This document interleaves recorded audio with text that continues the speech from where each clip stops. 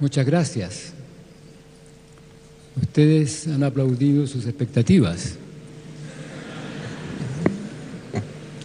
Y las expectativas nunca se cumplen, ni las propias ni las ajenas. Así que las expectativas que ustedes tienen seguramente no se van a cumplir y las mías tampoco. Lo cual nos da libertad para escuchar y pensar sobre lo que yo pueda decir y lo que se me pueda ocurrir en este proceso. He estado pensando qué es lo que puedo decir.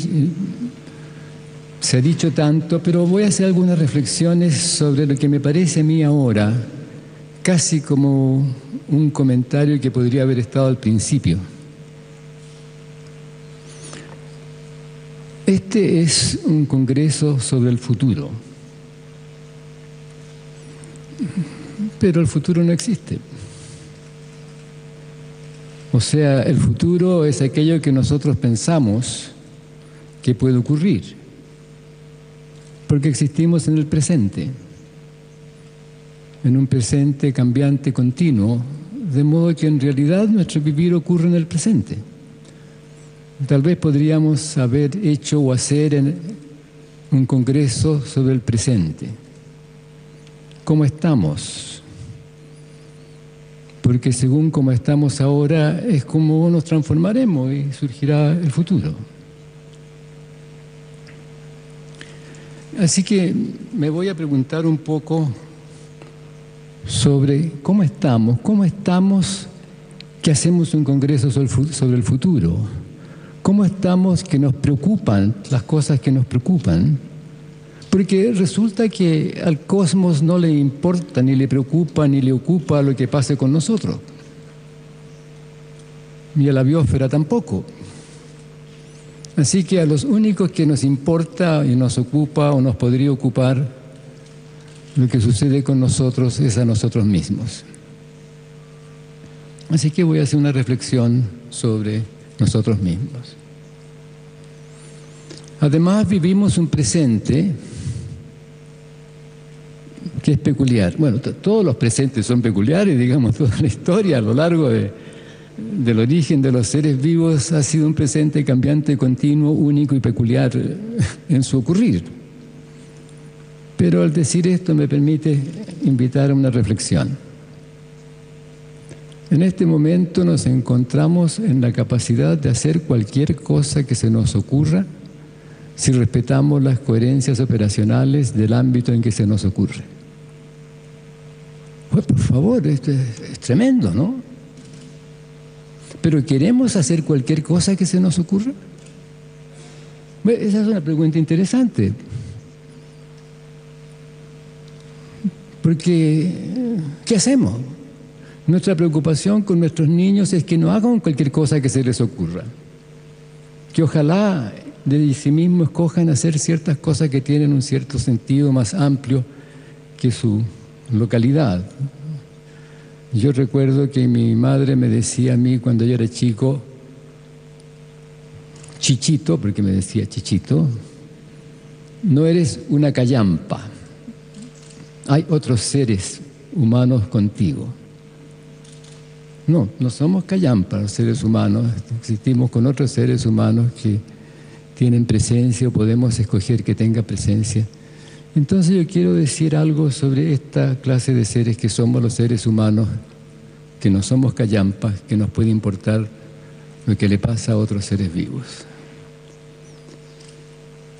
Sí, hemos dicho que, aquí se ha dicho, que los seres vivos se originan en la Tierra hará unos 4.000 millones de años. ¿Y qué se origina en la Tierra? Bueno, se originan las bacterias primigenias, las protobacterias, los protobios, como yo los llamaría.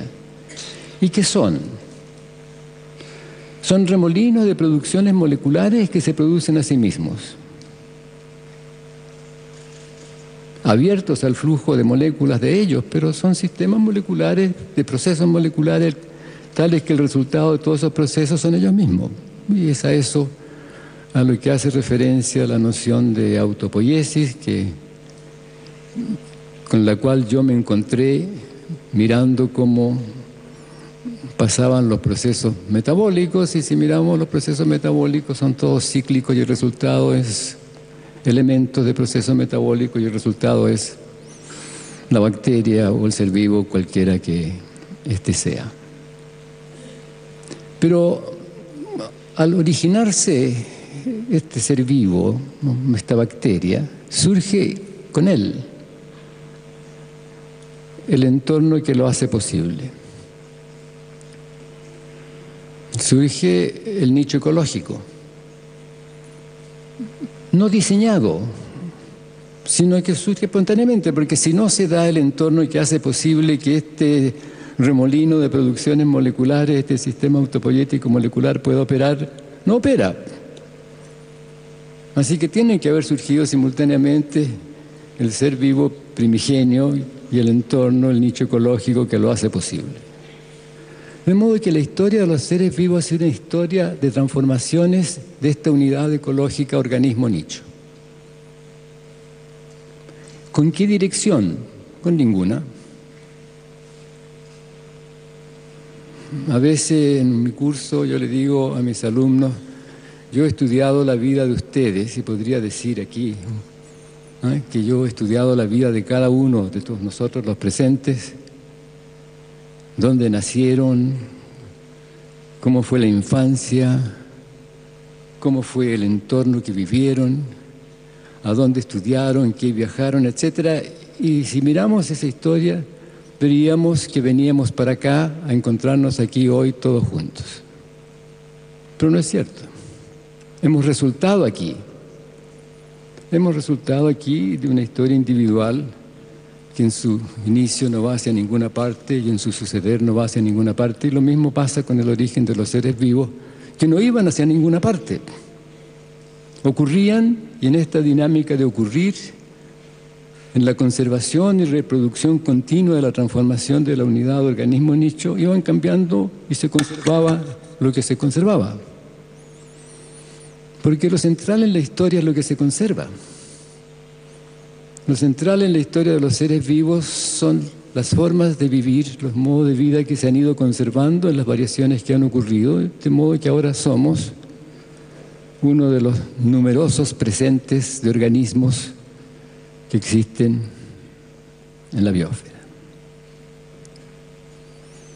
Pero nosotros como seres humanos partimos de un cierto punto particular que para poder decir algo sobre eso tenemos que poder decir algo de lo que se ha conservado, porque lo humano no es un sistema genético, no es nuestra configuración genética lo que nos hace humanos. Si nos diferenciamos de los chimpancés en menos de un 2% de la composición genética. Así que lo que nos hace humanos no es nuestra constitución genética, sino que nuestro modo de vida. Y el tema es qué modo de vida comenzó a conservarse en algún momento de modo que somos ahora como somos. ¿Y cómo somos ahora? Bueno,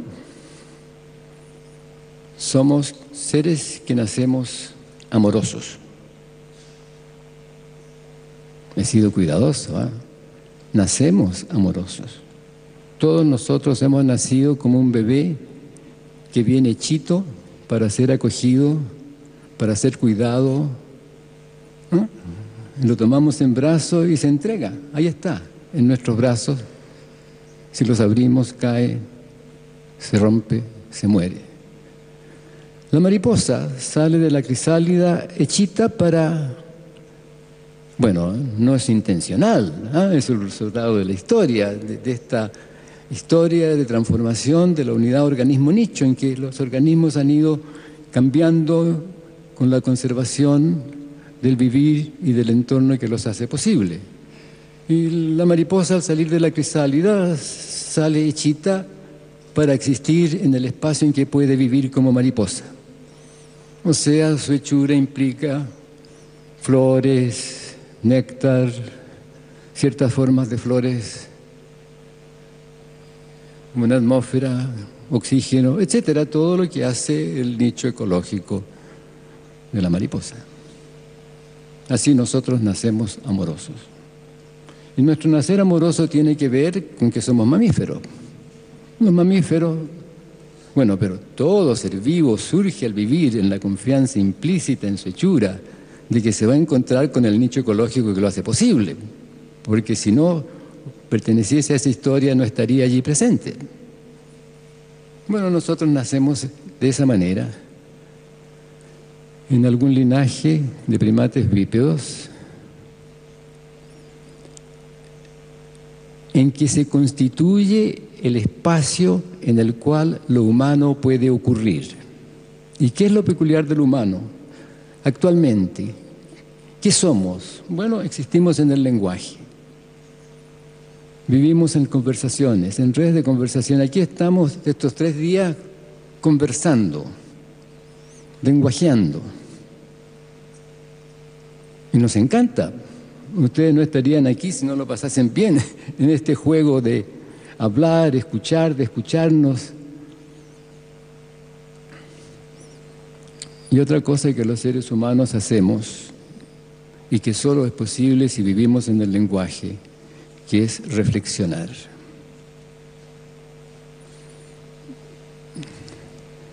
Tal vez la pregunta más importante que le hace una mamá a su niño o niña pequeña en algún momento determinado, cuando tiene seguramente unos 3 años, Humbertito, ¿te das cuenta sobre lo que estás parado? ¿Te das cuenta de lo que estás pisando?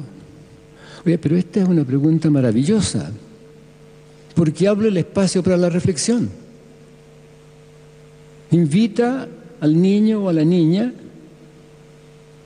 o al adulto, a mirar dónde está, a mirarse a sí mismo.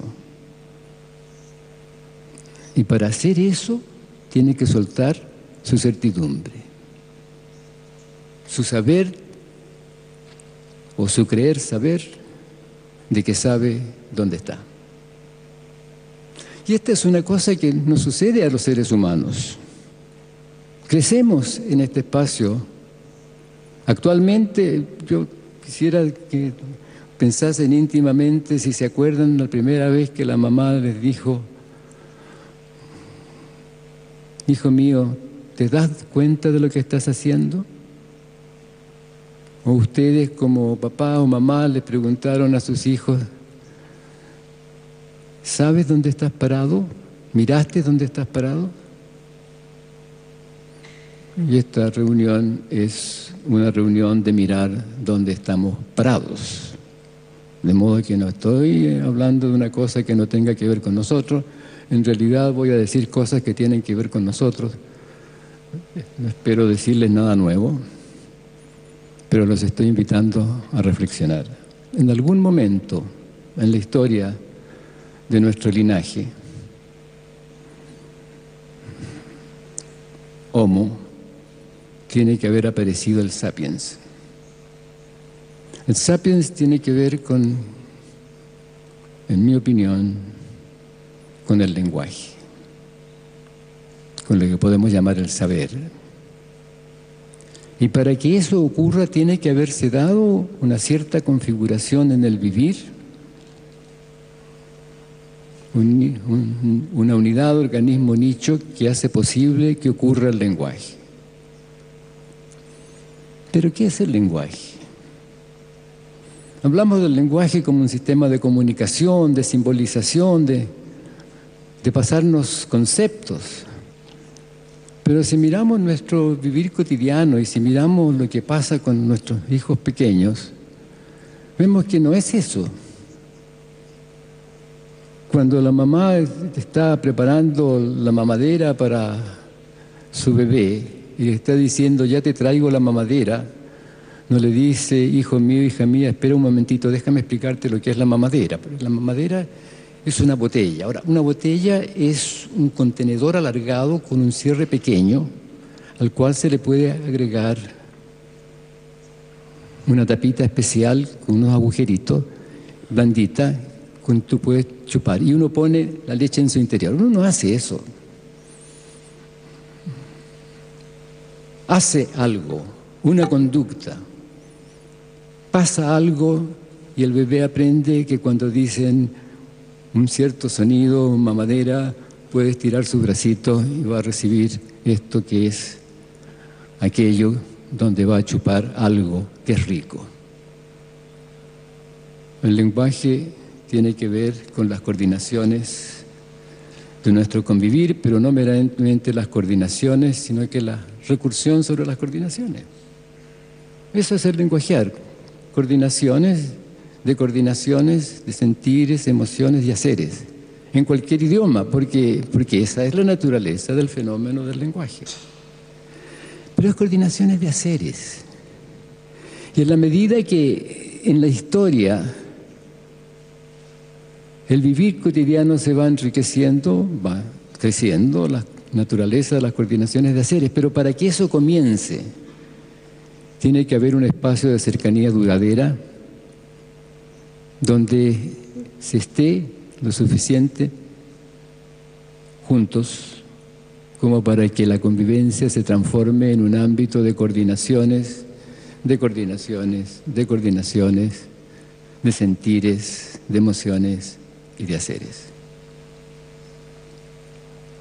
El lenguaje no surge solo. Si la mamá, el papá, si el entorno no está suficientemente junto con el bebé no crece en el lenguaje.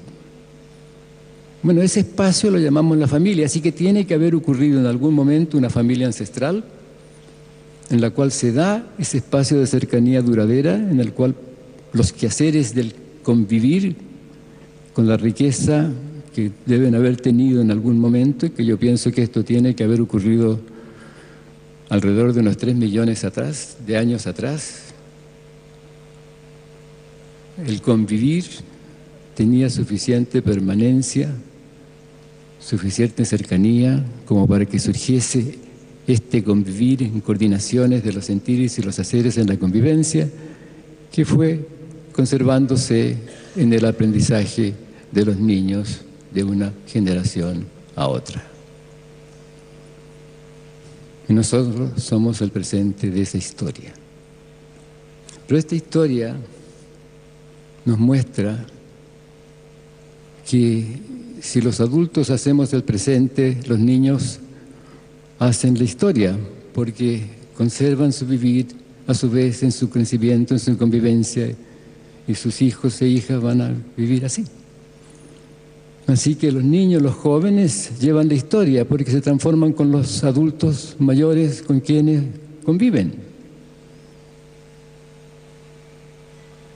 Nosotros somos el futuro de la humanidad, si queremos hablar así. Nosotros ahora, lo que hacemos ahora es lo que nuestros hijos y jóvenes aprenderán o rechazarán, según les guste o no guste lo que hacemos. Y a su vez van a generar un vivir en su familia, en el entorno, en la comunidad que tenga que ver con eso. Pero la emoción que hace posible eso es el amar. Por favor, nosotros tenemos muchos prejuicios sobre la palabra amar y amor.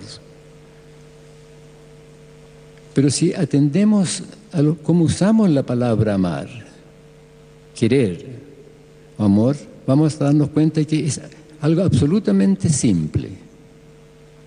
Si una persona va por la calle y tiene alguna dificultad ahí en la vereda, y otra persona viene desde el otro lado y se detiene y la deja pasar, ¿qué hace esta que venía con dificultad a la cual se le dejó pasar? ¿Qué hace?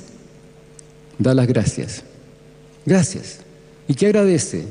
El haber sido vista, el haber tenido presencia.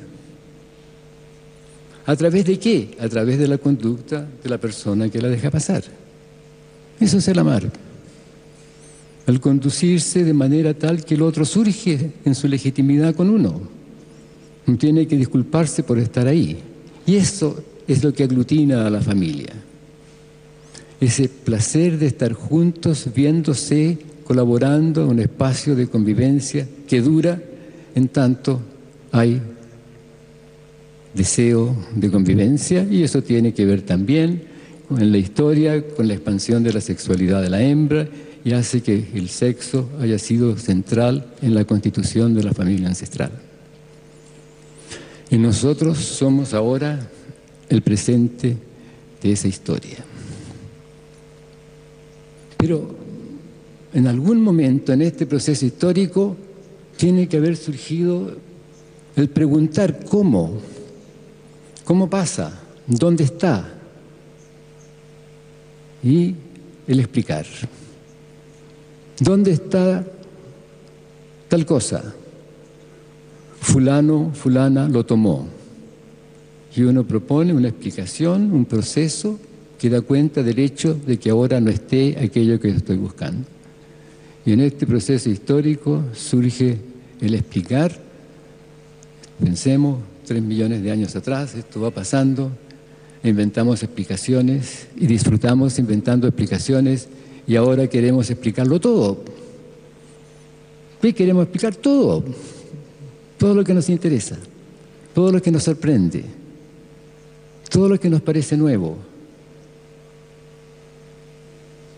Y disfrutamos explicando. Este congreso ha sido un congreso de explicaciones, de proponer historias, procesos que si ocurriesen o hubiesen ocurrido, entonces estaría pasando lo que está pasando.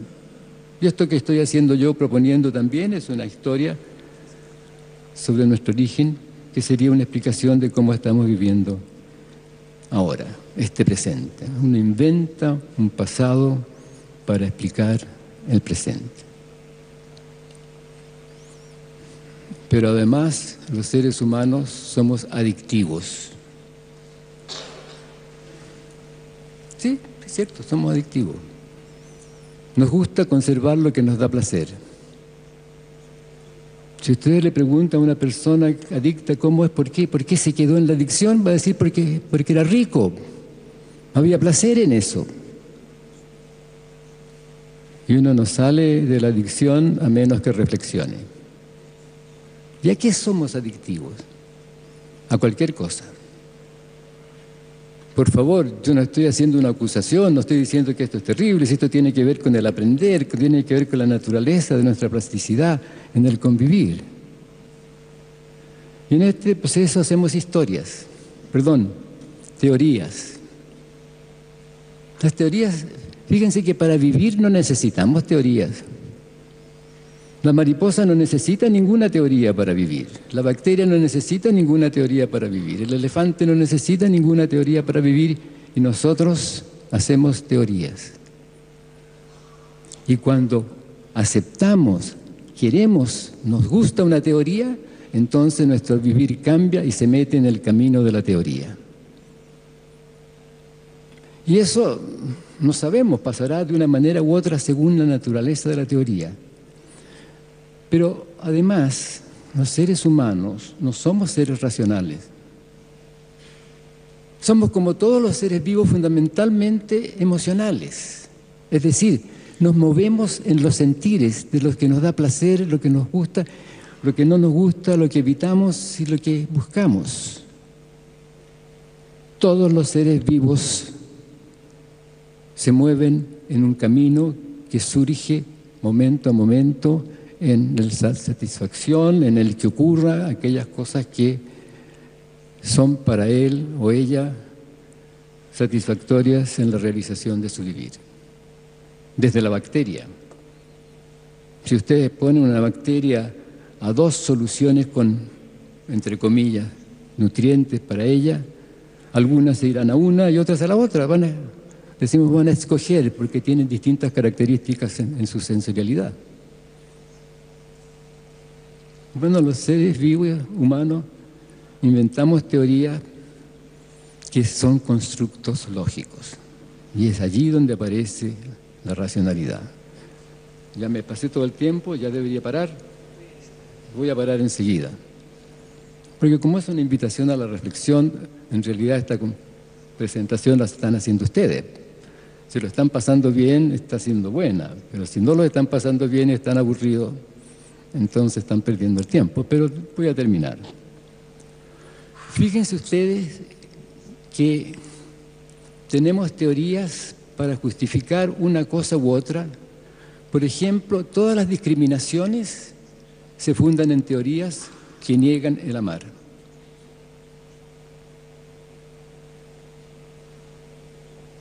Que separan bueno y malo. Lo malo es lo no deseable, lo bueno es lo deseable. Pero en el espacio humano, obsérvenlo bien, toda discriminación se sustenta en una teoría que justifica la negación de otro o de otra, la negación del amar. Pero el amar no requiere teoría. El ver al otro, el que nos importe a otro, no requiere teoría. Aquí no se habló en ningún momento de qué teoría sustenta el que nos ocupe el futuro de la humanidad. Nos ocupa porque nos importa, porque nos importan los otros seres humanos, o no nos importa, y entonces ni siquiera nos preocupamos del futuro. Nos importan los otros seres vivos y nos preocupamos de la ecología. ¿Por qué? Porque algo nos importa y construimos un constructo racional a partir de ciertas premisas fundamentales que constituyen aquello que vamos a conservar en el desarrollo de nuestro pensar lógico. Sí, estamos inmersos en un presente en el cual nos encontramos con que no nos gusta el presente que vivimos y nos preguntamos cómo vivir nuestro presente de modo que lo que vaya resultando en el cambio continuo de nuestro vivir nos guste, nos parezca deseable. Porque la historia, mírenlo bien, todo sistema racional se funda en premisas fundamentales que no son racionales. Premisas fundamentales aceptadas a priori. Un formalismo matemático, ¿en qué se funda? En ciertas coherencias que yo acepto como elementos primarios para mi constructo lógico.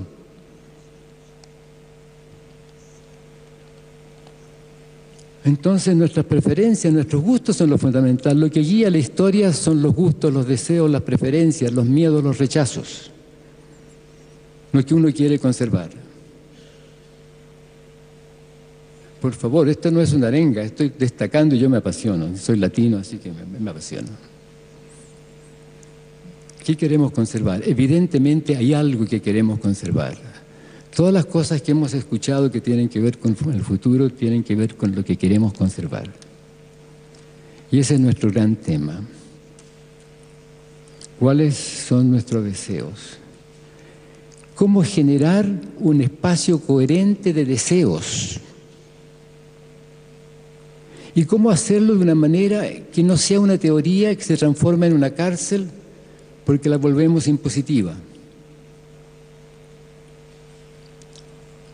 ¿Cómo hacerlo de manera que no seamos evangelistas?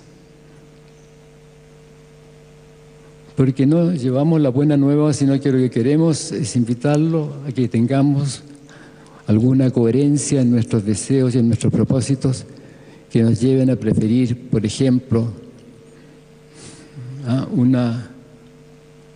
una producción de alimento como un nicho ecológico, con diversidad de plantas que permite la conservación de la tierra y de la diversidad biológica, a otro que nos lleva al desastre por el monocultivo y el tratamiento de la tierra y los insecticidas.